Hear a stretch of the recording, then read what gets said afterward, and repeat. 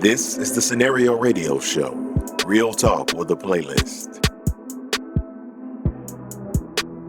All right, so right now, before we get ready to let Tiffany go, we are going to take her to the crossroads with our favorite segment. The choice is yours.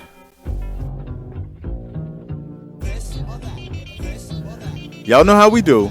This is the point where we give a series of choices to Tiffany, and she has to pick which she chooses, and we judge her for it. Okay.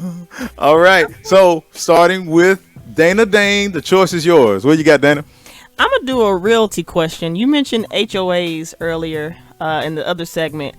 Would you prefer a neighborhood with or without a HOA? I have my own opinion, but I'm not as versed as in knowledge as you are. So which one would you choose? Oh, that is a really, really good one. Okay, so I have lived in a neighborhood with an HOA. So I live in a neighborhood now without an HOA. I prefer the neighborhood without the HOA. Why is that? Because I think an HOA can't fully govern what your neighbor does. So like they may be able to govern what type of fence they put up, or if they paint their door an ugly color, like there may be architectural standards. But if your neighbor keeps a junky yard, like it's really hard for an HOA to regulate that.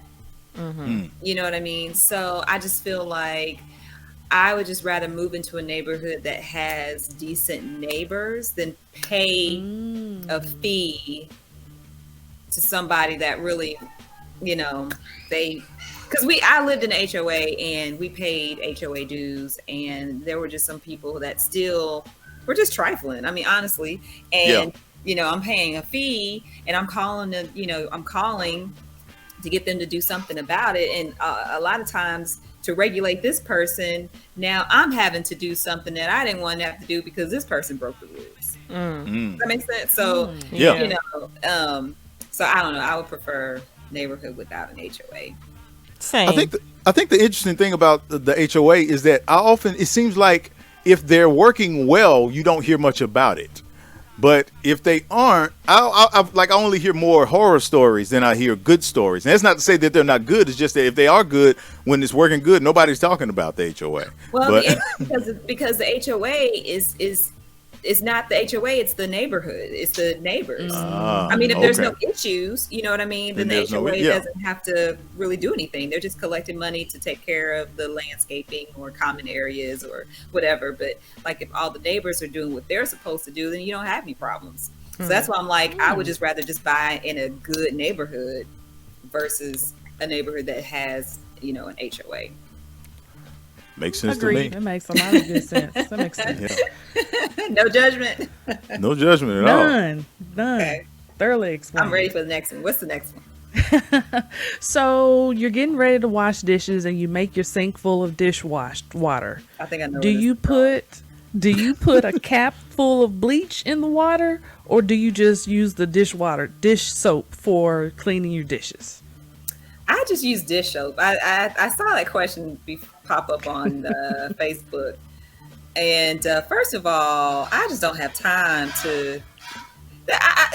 There's just certain things, especially when you have a young family, there's just certain things that just don't matter. Yeah. And so to me, I'm like, Don's gonna get it. Don will get it. Don will get it all. I haven't dyed. My mom I've never seen her put bleach in the water. So I'm like, I'm not gonna start doing it. I'm still alive. I'm still healthy. So Don will get it. Yeah. Yep. My grandmother used to put bleach in her water, and not only was it a lot of bleach, that water was scalding hot. I remember one time sticking my hand in the water, and like my hand is the same color as the rest of me now, but it took a minute to get back. I remember when I was in Girl Scouts, we would do a 3-step wash. So we would have to wash, rinse, and then sanitize. So you have a tub with bleach water, because we were we had to use our little camping kits, so plates and organize and stuff, and so we would wash the dishes, rinse the dishes, and then sanitize the dishes. And all you do is just dump them in the sanitized, bleaching water. And Okay. yeah. Yeah. I don't have a preference either way, as long as the dish is clean visibly, So Me too. I'm the same way. And my sincerest hope is that my dishwasher can just handle it, and I just leave it at that. Exactly. That's what I'm hoping for most things. All right, so here's the real question. This one right here goes back to our ancestors.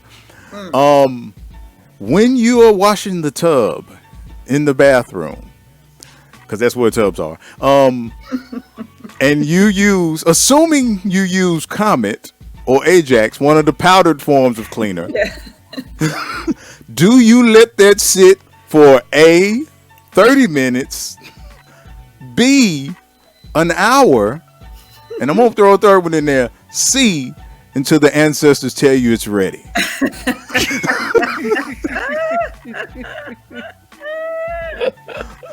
I'm going to go with C, until that tub is seasoned. Yes. I'm gonna go with C, because there have been some times where I have doused it with the Ajax. And Yes. wake up the next day and was like, oh, I forgot to clean the tub. So yeah, that would be C. That would be C. There's no time limit on that thing. It's just however long it ends up sitting in. And let them use you. That's one of the things that I actually hate doing is cleaning out the tub. When we talk about spring clean, something that has to be cleaned all the time. I hate cleaning the tub. So yeah, it would. I'd season it, let it marinate for a couple hours, and then usually by that time, once you run the shower, all that dirt is gonna run right off with the condom anyway. That's the way to do it. That is the correct answer. You season that thing, let it sit there, and wait for the ghost of Sojourner Truth to come and tell you it is done, my child. That is right. All right. Well, you passed the test, Tiffany. You passed the test. No judgment here. No judgment here. No judgment here across the board. I think you've done quite well. So, people want to sell their home, and they want to get with someone who can do the job right. They want to get in touch with you. What do they need to do? Okay, so I usually get a lot of referrals via social media. So you can find me on Facebook at Tifinie Capehart Realtor, or just Tifinie Capehart. So I kind of mix my social media with business and fun. So you can reach out to me, send me a private message. And I'm also on Instagram at City Speak Photos. And typically what I do is I do a quick 5-minute introductory phone call, and then I send out an onboarding message that allows us to schedule a Zoom call where we do a more detailed consultation. And then hopefully when things start to open up again, we can be more in person, I'll start doing those back in my office. But Zoom is the method right now. And then we take it from there. All right. Now, before we get ready to let you go, what about if they want to hit you up for a DJ gig? What they got to do there? Call my manager, Eric Capehart. He'll negotiate all contracts.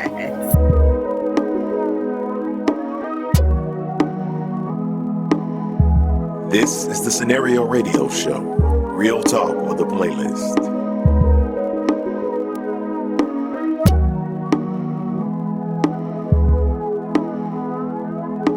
That's the scenario.